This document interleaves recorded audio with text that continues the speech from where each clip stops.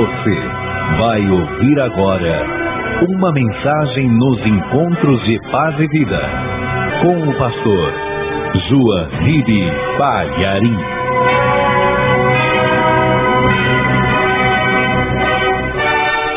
Por favor, pegue o Evangelho. Vamos abrir ali na carta aos Colossenses, capítulo 3, versículo 1. Aos Colossenses, capítulo 3, versículo 1. Assim que você achar, veja ao teu lado se tem alguém sem a palavra de Deus e mostre aonde nós vamos ler. O apóstolo Paulo tinha aberto uma igreja na cidade de Colossos. E aí ele mandava essas cartas, não é? Para orientar, doutrinar, aconselhar. E ele deu o seguinte conselho para aquela igreja, e que serve também para nós agora.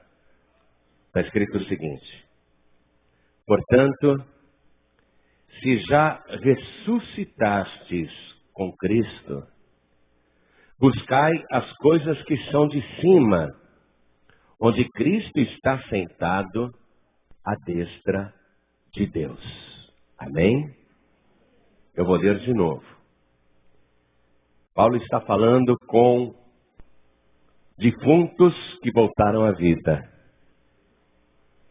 E ele está tratando os membros da igreja de Colossos como pessoas que estavam mortas, mas ressuscitaram.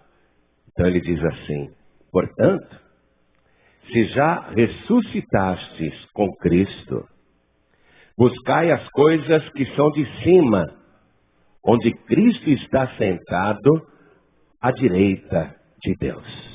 Amém? Agora eu leio mais uma vez e cada pessoa que está comigo aqui na Paz e Vida repete em seguida. Vamos lá. Portanto, todo mundo, portanto, se já ressuscitastes. Quem aqui já ressuscitou? Se já ressuscitastes com Cristo, buscai as coisas que são de cima, onde Cristo está sentado à destra de Deus. Amém? Então eu vou pedir para você desocupar as tuas mãos e só quem ressuscitou com Cristo dê a melhor salva de palmas para a sua palavra.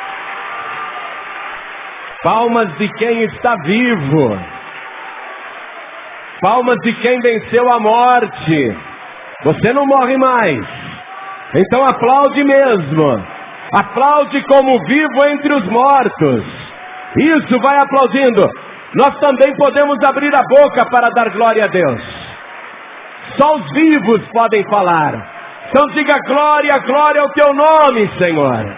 Isso, glorifica, abre a tua boca, dá glória. Pai querido e Deus amado, a tua palavra diz que na sepultura ninguém te louva. E nós estamos te louvando aqui, porque nós não estamos mortos. Nós já fomos mortos, mas ressuscitamos com Cristo e te glorificamos agora. Bendito seja o teu nome, glorificado seja o teu nome.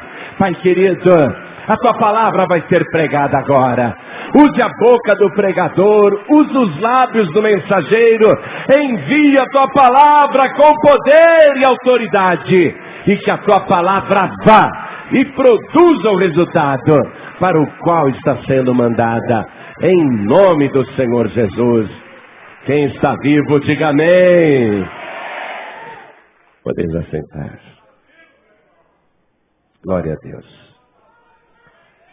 Olha, quando Paulo usou essa linguagem lá com os membros da igreja de Colossos, ele estava confirmando uma doutrina que ele já havia ensinado na igreja de Roma. E eu gostaria que você me acompanhasse numa carta que ele escreveu aos Romanos, no capítulo 6, para a gente entender esse pensamento, essa doutrina que Paulo está ensinando. Vamos lá. Aos Romanos, capítulo 6, versículo 3. Ou não sabeis que todos quantos fomos batizados em Jesus Cristo, fomos batizados na sua morte? De sorte que fomos sepultados com Ele pelo batismo na morte. Olha só. Nós éramos mortos, fomos crucificados com Cristo, porém a diferença é que quem enfrentou os cravos e a lança foi Ele, a coroa de espinho foi só Ele, mas nós estávamos ali. Éramos nós que deveríamos estar pregados no madeiro, mas Ele foi pregado no nosso lugar. Quando Ele morreu por nós. Então nós morremos ali. A pessoa que crê nisso, ela morreu com Cristo ali na cruz, sem ter precisado passar por aquele suplício, por aquele sofrimento. Então Paulo se refere a isto e diz que o nosso batismo nas águas representou, significou o nosso sepultamento, porque morremos com Cristo na cruz e fomos sepultados de maneira figurada no batismo. Então, ele explica isso. Vocês não sabem disso? Que todos quantos fomos batizados em Jesus Cristo, fomos batizados na sua morte. De sorte que fomos sepultados com Ele pelo batismo na morte. Para quê? E aí que entra a ressurreição. Para quê? Como Cristo ressuscitou dos mortos pela glória do Pai, assim andemos nós também em novidade de vida. Quer dizer que eu morri na cruz, só que eu não fui pregado nela. Foi Ele que foi crucificado. Mas eu estava nele pela fé, foi por mim que Ele fez aquilo. Então, quando Ele morreu, eu também morri, sem ter provado a morte. Mas no mundo espiritual, o meu velho eu morreu ali, quando entreguei a vida para Jesus. E é lógico que um cadáver precisa ser sepultado, porque é uma grande indignidade, é uma grande vergonha um cadáver ser insepulto. Porque um cadáver insepulto, ele se torna imundo e motivo de nojo para quem vê. Um cadáver tem que ser sepultado. Se de maneira figurada eu morri com Cristo, e pela fé eu creio que eu morri ali na cruz, porém foi Ele que padeceu no meu lugar, o meu cadáver também tem que ser sepultado. E esse cadáver é sepultado no batismo. E um dos significados da palavra batismo justamente é sepultamento. Por isso que nós cobrimos totalmente a pessoa quando ela é batizada. Porque nenhum defunto é sepultado com um pouquinho só de terra na testa. O cadáver é totalmente coberto. Então nós somos sepultados com Cristo no batismo. E Paulo continua o pensamento, a doutrina, dizendo: e nós ressuscitamos com Ele. Assim como Cristo ressuscitou, nós ressuscitamos com Ele. Então quando a pessoa sai da água, ela está ressuscitando com Cristo para uma nova vida. Então nós morremos para o mundo. Estamos no mundo, disse Jesus, mas não somos mais do mundo. Porém, nós viemos do mundo. E quando nós éramos do mundo, quando nós não tínhamos Deus, não é? Quando a gente ainda era do mundo, qual era o nosso estilo de vida? Sem Deus, vivendo no mundo, nós nos preocupávamos somente em conquistar as coisas do mundo, porque só esperávamos para esta vida. Não tínhamos a projeção, a perspectiva de uma vida futura, uma certeza de uma vida futura. Então, durante o tempo que nós vivemos no mundo, antes de Cristo, nós nos acostumamos a esse estilo de vida de buscar as coisas do mundo. E agora que nós morremos com Cristo e ressuscitamos com Ele, nós temos que viver em novidade de vida.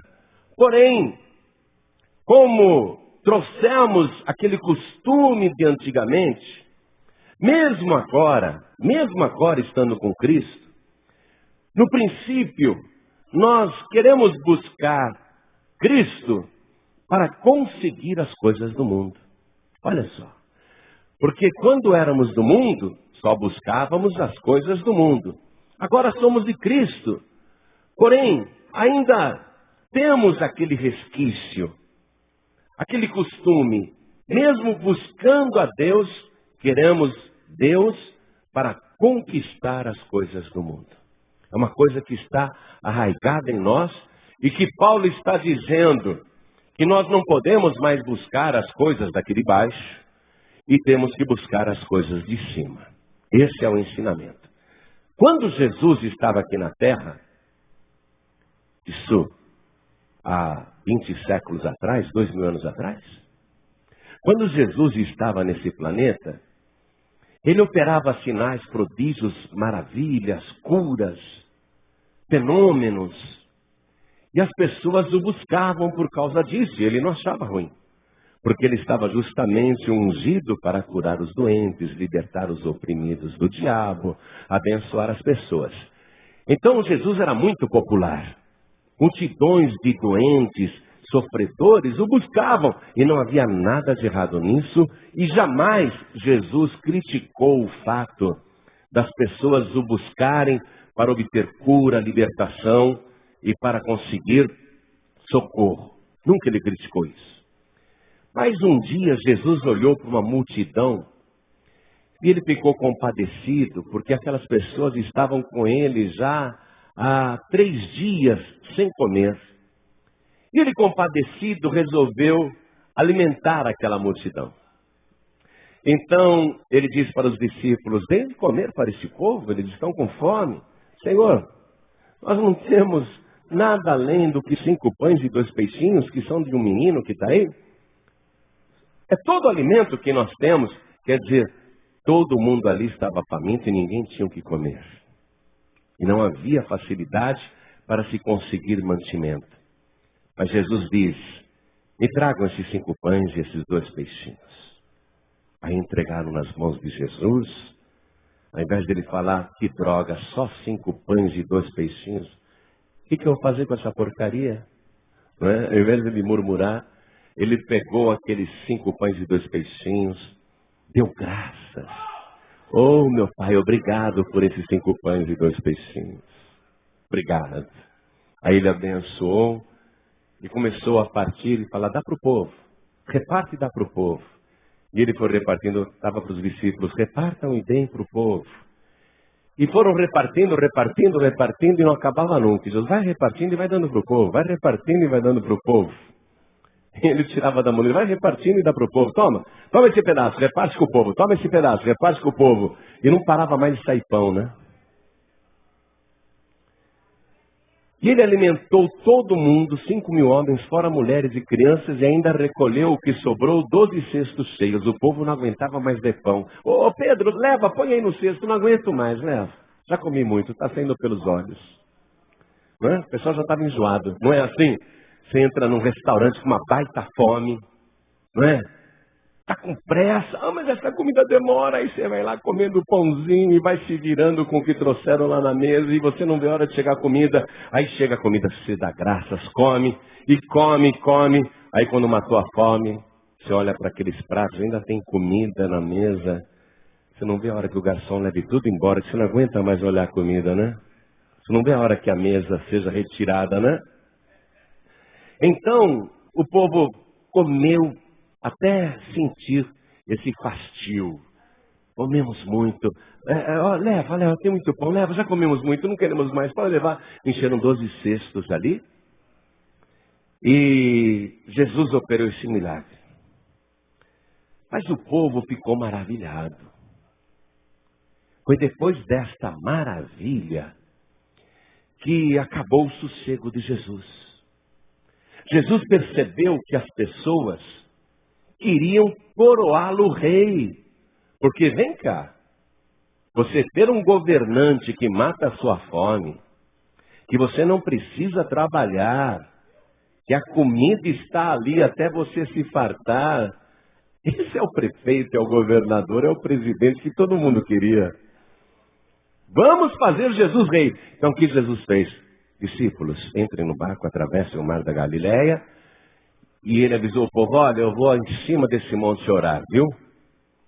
E Jesus subiu o monte enquanto os discípulos pegaram o barco e foram atravessar o mar da Galileia.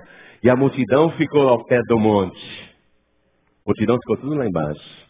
Gente, ele foi orar. Ele subiu por aqui, ele vai ter que descer por aqui.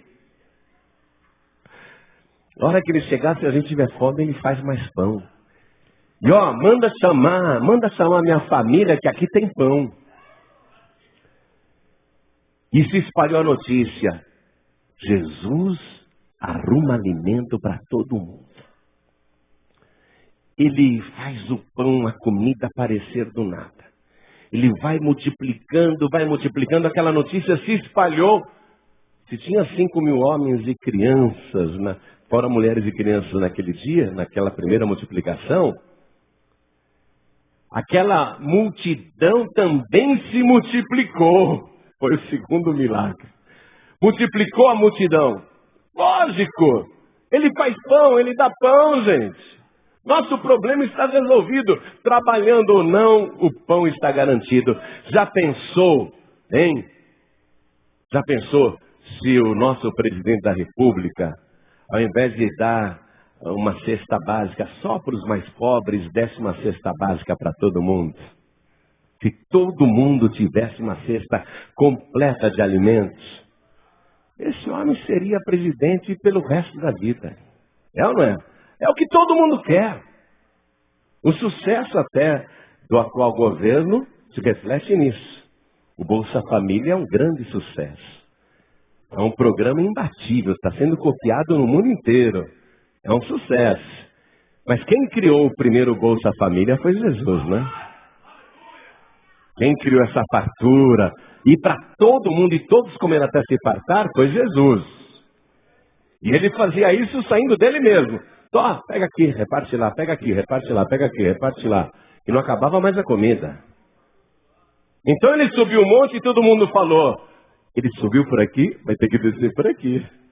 Vamos ficar aqui, porque tem pão. O pessoal não estava mais querendo cura. O pessoal não estava mais querendo sinal. O pessoal queria pão. Só o bem material agora. Só a coisa deste mundo, olha só. E a multidão ali se multiplicou também. A multidão ao pé daquele monte se multiplicou. Só que lá pelas tantas da madrugada, Jesus, ao invés de descer o monte pelo mesmo caminho que ele subiu, ele desce pelo outro lado que dava no mar, onde não tinha caminho. E quando ele desce do outro lado do monte que dava no mar, e quando ele chegou na água, ele pôs o pé em cima da água e continuou caminhando. E a multidão lá atrás, do outro lado do monte, queremos pão, queremos pão. Manda chamar o pai, a mãe, o cunhado, o sogro, a sogra, o tio, a tia. Manda chamar todo mundo que aqui tem pão. E o povo lá, queremos pão, queremos pão. E Jesus já estava do outro lado do monte, caminhando lá no mar da Galileia, né? Caminhando sobre as águas. Encontrou os discípulos no meio do mar, subiu no barco e chegaram na outra banda. Quando o dia amanheceu, a multidão falou, mas cadê Jesus? Alguém espalhou. Ele já está do outro lado. Mas como? Se ele não desceu por aqui. Ele foi andando sobre as águas. Então, minha gente, o pão está do outro lado. Minha gente, vamos lá do outro lado. Quem tinha barco pegou barco, quem não podia foi a pé, correndo, né?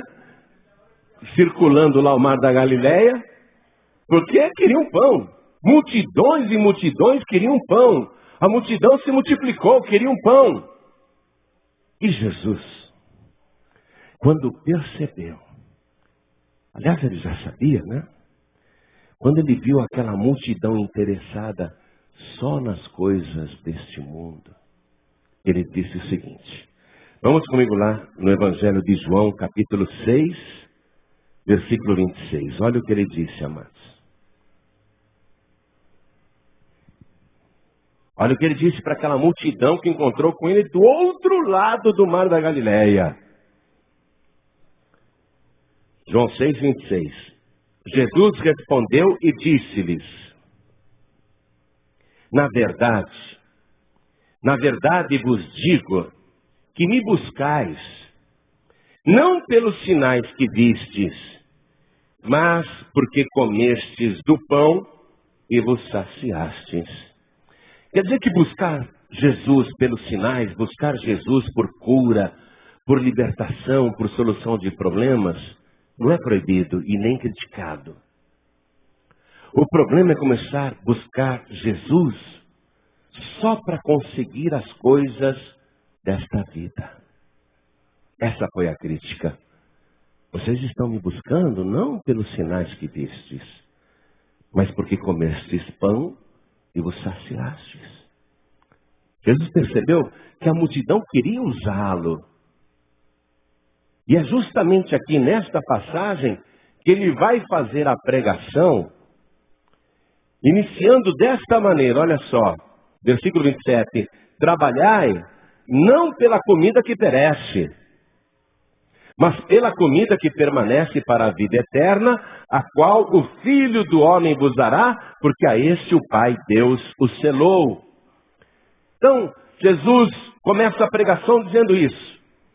E prossegue na sua mensagem até dizer: eu sou o pão da vida. É de mim que vocês têm que se alimentar. Ele faz esta pregação aí. E Jesus, durante os 3 anos de ministério em que pregou por todo Israel, nesse período, Jesus percebeu que até os seus discípulos buscavam nele não as coisas de cima, mas as coisas de baixo. Jesus um dia pegou os discípulos brigando. A palavra diz que era uma contenda entre eles, para descobrir justamente quem era o maior, porque eles estavam buscando em Jesus uma glória pessoal.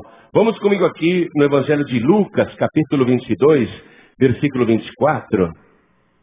Para você ver que até as pessoas, os homens mais chegados a Jesus, os amigos mais íntimos, estavam buscando nele somente para esta vida. Olha só. E houve também entre eles contenda. Contenda é briga, né? Você sabe, é discussão, desentendimento. E houve também entre eles contenda sobre qual deles parecia ser o maior. Jesus ficou muito triste com isso. Teve até 2 discípulos de Jesus, Tiago e João, que buscaram em Jesus o sucesso do seu reino messiânico aqui na terra. Mas pediram para a mãe, vai lá, fala para Jesus que a hora que ele implantar o reino dele aqui na terra, o seu reino messiânico, então que eu esteja à direita dele e o meu irmão esteja à esquerda dele. Você vê? Estavam buscando em Jesus somente a glória do seu reino messiânico aqui na terra. Vamos conferir isso aqui no Evangelho de Mateus, capítulo 20, versículo 20. Você não fica triste quando uma pessoa quer usar você? Jesus se sentiu usado. Escute só. Então se aproximou dele a mãe dos filhos de Zebedeu, com seus filhos, adorando-o. Você vê? E fazendo-lhe um pedido. E ele lhe diz: que queres? Ela respondeu: dize que esses meus 2 filhos se assentem, um à tua direita e outro à tua esquerda, no teu reino. Tiago e João, você sabe que Tiago se tornará o chefe da igreja cristã primitiva, depois da ascensão de Jesus, e João será o autor do evangelho que leva o seu nome, não é? Mas nesse momento eles não estão entendendo a proposta. Nessa época eles ainda estão com aquele pensamento que a gente trouxe do mundo. Qual é o pensamento que a gente traz do mundo? Que eu preciso buscar as coisas deste mundo. Eles ainda pensavam assim. E ainda um terceiro discípulo de Jesus, ou melhor, o quarto. Olha só, esse discípulo, ele busca em Jesus o máximo de lucro somente para esta vida.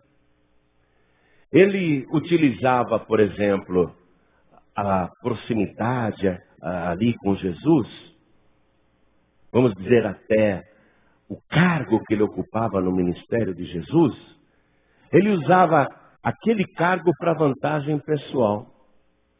E não contente apenas em tomar conta das finanças e de meter a mão no dinheiro, ele ainda, no auge da busca das coisas desta vida, ele concorda em vender Jesus por 30 moedas de prata. Porque a preocupação dele era só com esta vida. Estou falando de Judas Iscariotes. Vamos lá no Evangelho de Mateus, capítulo 26, versículo 14. Vamos lá. Mateus 26, 14. E você vê que é ele que toma a iniciativa de procurar os inimigos de Jesus.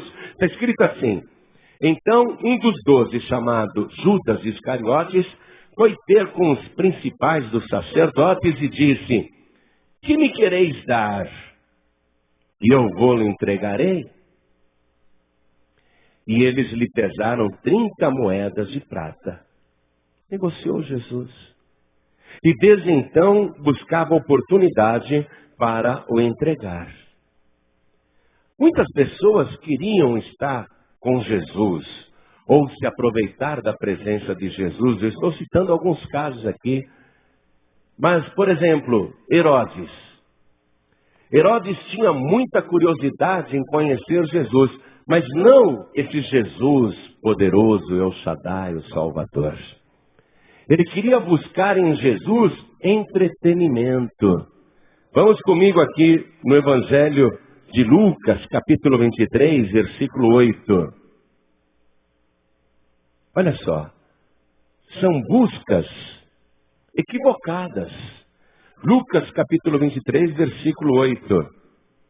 Está escrito: e Herodes, quando viu a Jesus, alegrou-se muito. Poxa, ver Jesus realmente é motivo de alegria para qualquer um.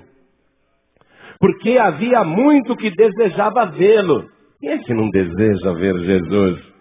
Por ter ouvido dele muitas coisas. Olha o que a gente já ouviu de Jesus, o que ele faz. E esperava que lhe veria fazer algum sinal. Como é que ele está encarando Jesus? Como um entretenimento, um passatempo. Ele queria ver algum sinal. Não porque quisesse crer no sinal e através do sinal crer em Jesus, mas apenas para passar o tempo. E vê uma outra coisa aqui, amados, também outra busca equivocada. Os soldados romanos, eles também buscaram diversão em Jesus. Estiveram na presença de Jesus, mas com um interesse errado. Evangelho de Mateus, capítulo 27, versículo 27. Está escrito assim: e logo os soldados do governador, conduzindo Jesus à audiência, reuniram junto dele toda a corte. Quero anotar aí do lado, essa corte são 10 centúrias de soldados romanos. Uma centúria eram 100 soldados. 10 centúrias eram 1000 soldados. 1000 soldados formavam uma corte romana.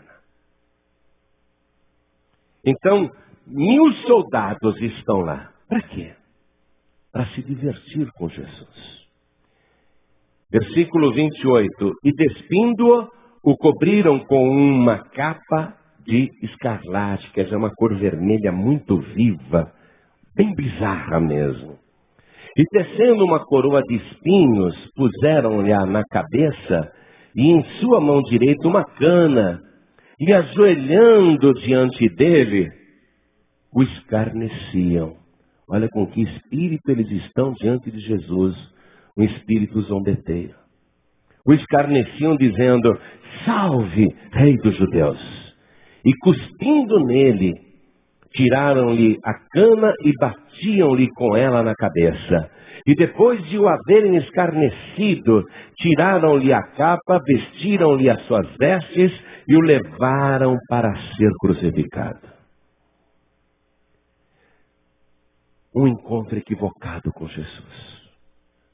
Jesus não é passatempo, Jesus não é diversão.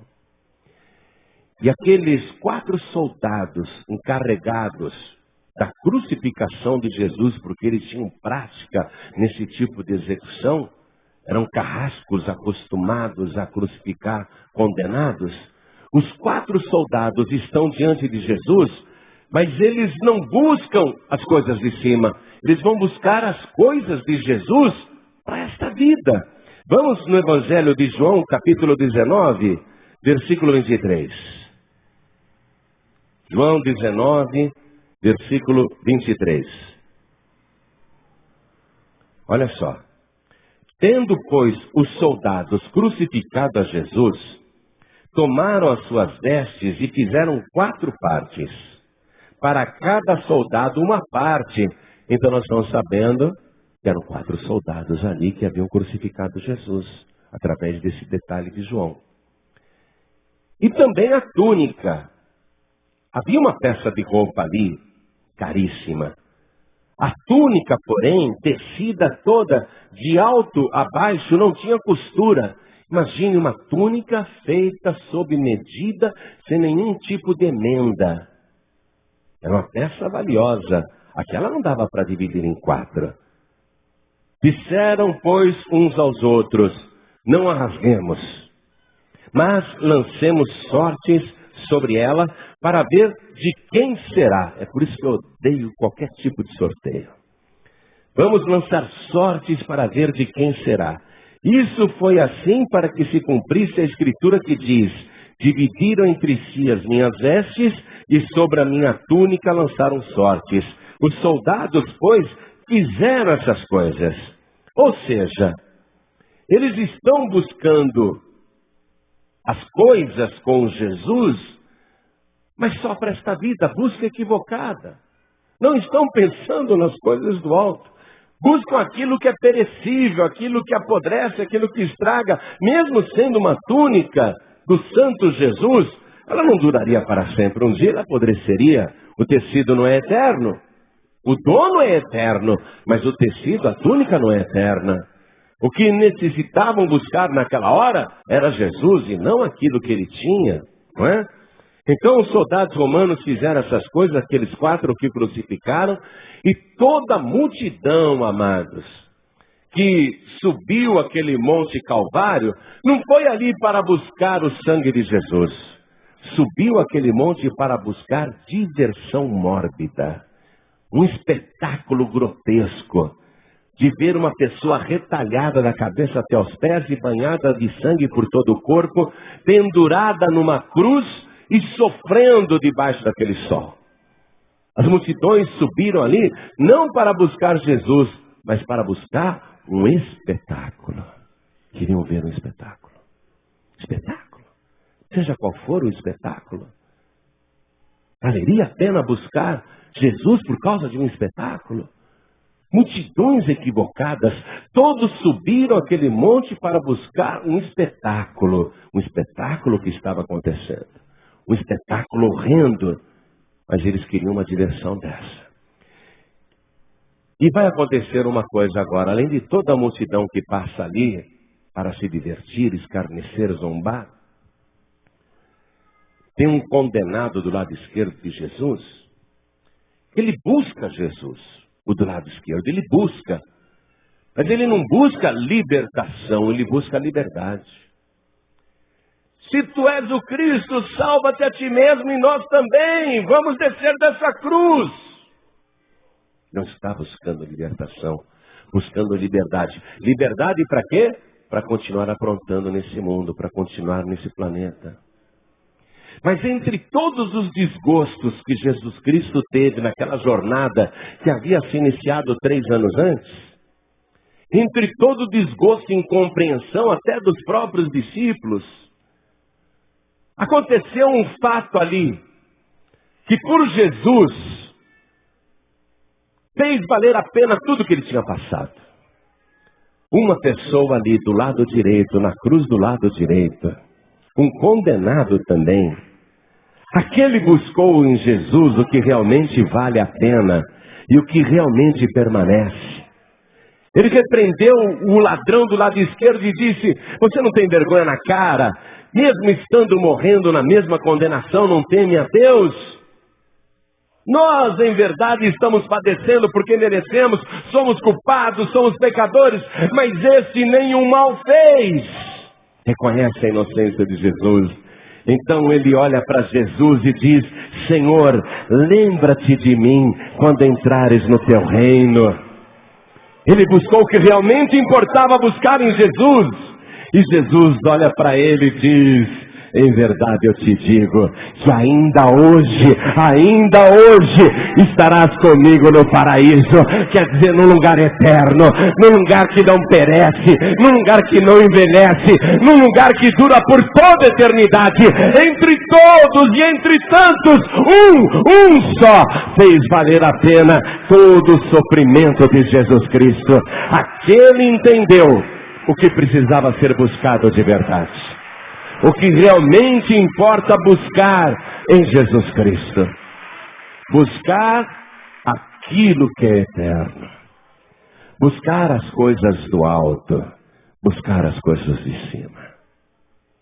Jesus vai revelar isso para os discípulos depois. Até para Maria Madalena, que quer buscar só um cadáver. Que quer buscar só um morto. Que quer buscar só um defunto, mas tudo bem. Mesmo que você esteja procurando Jesus morto, e muita gente lá fora adora um Jesus morto, se você buscar de verdade, continuar insistindo na tua busca, você vai encontrar o Jesus vivo, o Jesus eterno. Quando você busca Jesus, você acaba encontrando. Maria Madalena estava equivocada, buscava um cadáver. Mas o anjo explicou para ela: por que busca aqui no cemitério aquele que está vivo? Por que busca entre os mortos aquele que vive? Acabou encontrando Jesus vivo. Tomé queria buscar provas em Jesus. E que bom que ele buscou essas provas. Que Jesus pôde provar para ele e para todos nós que ele ressuscitou dos mortos e está vivo e tem todo o poder no céu e na terra. O que Deus quer que você busque nele? Pode buscar sinais. Se você estiver doente, se você estiver desenganado ou desenganada, pode buscar, ele se agrada. Porque ali na cruz o profeta Isaías explicou que ele levou sobre si todas as nossas dores e todas as nossas enfermidades. Pode buscar cura, pode vir aqui fazer campanha e buscar cura. Você vai achar. Jesus morreu para te curar também, para te dar saúde. Quer buscar libertação? Pode buscar Jesus. Quer buscar sinais, prodígios e maravilhas? Ele não acha ruim, não. Pode buscar. Mas tem uma coisa, que quando você encontra esses sinais, prodígios, essas maravilhas, você não pode buscar só o pão de agora. Só o pão desta vida. Só o pão diário. O pão nosso de cada dia. Mas aí você tem que buscar o pão eterno. A comida eterna. Porque ele disse: quem come a minha carne e bebe o meu sangue, tem a vida eterna. Aí você busca aquilo que é eterno. Somente quando a gente ainda é muito criança na fé, é que fica buscando Jesus só para resolver probleminhas. Quando você compreende que buscar Jesus é o princípio de tudo, e buscar a sua justiça, todas as outras coisas serão acrescentadas. Quero que você vá comigo no livro do profeta Jeremias, capítulo 5, versículo 1. Vamos lá, Jeremias, capítulo 5, versículo 1. Escute, olha o que ele está falando, é ele, viu? É ele. Olha o que ele fala. Dai voltas às ruas de Jerusalém. E vede agora, informai-vos, e buscai pelas suas praças, a ver se achais alguém, ou se há um homem que pratique a justiça, ou busque a verdade, e eu lhe perdoarei. Buscar a justiça e buscar a verdade. Jesus disse: buscai o reino de Deus e a sua justiça, e não se preocupe com as outras coisas, porque todas elas serão acrescentadas. Se buscar a justiça e buscar a verdade, então eu lhe perdoarei. O que é que você tem que buscar em Jesus? E o que importa buscar em Jesus? O perdão dos teus pecados. Vamos ficar todos de pé agora, amados. O profeta Amós foi usado por Deus, e no livro de Amós, capítulo 5, versículo 4, Deus usa aquele profeta para dizer: buscai-me e vivei. Jesus disse: eu sou o caminho, a verdade e a vida, e ninguém vem ao Pai a não ser por mim. Ele manda eu me informar. Ele fala: busque, dê voltas aí, informe-se. Vê se tem alguém que busque a justiça e a verdade. Se informe aí, vê se tem alguém que busque a justiça e a verdade. Se você achar, traga para mim, porque eu lhe perdoarei os pecados. Eu tenho que me informar agora. Entre todos os que estão aqui, eu tenho que buscar, eu tenho que dar voltas. Olha só, dai voltas em Jerusalém, não foi isso que a gente deu lá? Buscai, informai-vos. Eu tenho que me informar agora. Será que tem alguém aqui que busca a justiça e a verdade? Traga para mim, diz o Senhor, e eu lhe perdoarei. Ele está querendo fazer isso agora, porque é isso que realmente importa buscar em Jesus. Foi isso que aquele ladrão do lado direito, e a gente diz ladrão, amados, até para não imputar àquele condenado fatos mais graves. Mas é óbvio que aquele condenado do lado direito que morria na cruz ao lado de Jesus, é óbvio que aquilo não era um ladrãozinho. Não era um ladrãozinho de feira, um batedor de carteira, e nem simplesmente um assaltante, porque um ladrão jamais sofreria uma pena de crucificação. Um simples ladrão não. Ele aprontou muito mais. Aquele homem foi julgado pela lei romana, que é o princípio do direito ocidental. Aquele homem passou por um processo regular, houve testemunhas. Ele não era um simples ladrãozinho, aquele homem aprontou muito. Mas mesmo tendo vivido de uma maneira totalmente errada, ele olhou para Jesus na hora certa. E aquele homem buscou em Jesus aquilo que ele veio oferecer a este mundo. Porque ele mesmo disse: eu não vim chamar os justos, mas os pecadores ao arrependimento. Ele veio buscar os culpados. Ele não veio por causa dos justos, por causa dos santos, por causa dos nobres. Ele veio por nossa causa. Quer buscar Jesus, ele veio para isso. É isso que importa buscar em Jesus: o perdão total de todos os seus pecados. Então, se você quer, e eu estou tentando me informar com isso agora, eu estou dando voltas. Eu estou dando voltas aqui, essa é a nossa Jerusalém. Eu estou me informando agora. Tem alguém que busca a justiça, tem alguém que busca a verdade. Se tiver, vem aqui na frente, diz o Senhor, porque eu perdoarei os seus pecados. Se o Espírito Santo agora está falando com você, eu preciso de perdão. Eu preciso. Se o Espírito Santo está falando com você, você está chegando à conclusão que precisa de perdão, e você não quer ficar sem o teu perdão, então saia do teu lugar e vem aqui para frente comigo. Eu vou estar aqui de joelhos também. Nós vamos buscar a mesma coisa. Se informe, dê voltas. tem alguém que busca justiça, tem alguém que busca a verdade. Eu lhe perdoarei, diz o Senhor. É isso que importa buscar em Jesus. Hoje você vai sair daqui com a certeza do teu perdão. E o Senhor ainda te diz: dos seus pecados eu não me lembrarei mais. Vem aqui para frente. Vamos aplaudir o Senhor Jesus por cada vida que está chegando. Isso, venha. Repare uma coisa. Não chamei apenas os que querem entregar a vida para Jesus. Chamei aqueles que Deus mandou chamar, os que buscam a justiça e a verdade. Informe-se, tem alguém? Tem algum homem? Tem alguém? Ele até pergunta assim: informe-se se tem alguém ou algum homem, e eu lhe perdoarei. Essa é uma promessa. Vamos aplaudir mais o nome do Senhor Jesus. Oh glória, isso, venha, vamos aplaudir mais. Isso, venha, venha. Venha, porque o Senhor está dizendo: eu lhe perdoarei. É isso que importa buscar em Jesus. E foi isso que aquele criminoso buscou em Jesus. E buscou com a pessoa certa. Porque bastou buscar Jesus na hora. Jesus disse para ele: ainda hoje estarás comigo no paraíso.